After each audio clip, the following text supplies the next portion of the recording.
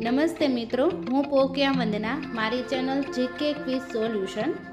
મિત્રો, જનરલ નોલેજમાં નવું જાણવા માટે વિડીયો છેલ્લે સુધી જોજો. આજનો પ્રશ્ન છે, ડુંગળી ખાવાથી કઈ બીમારી મટી જાય છે? એ.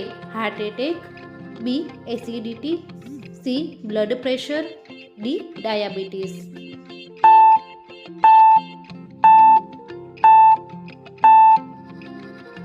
સાચો જવાબ છે સી. Blood pressure.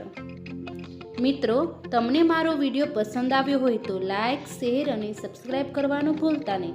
અને હા, બેલ આઇકન ઉપર ક્લિક કરો જેથી નવા વિડીયો જોવો સૌથી પહેલાં.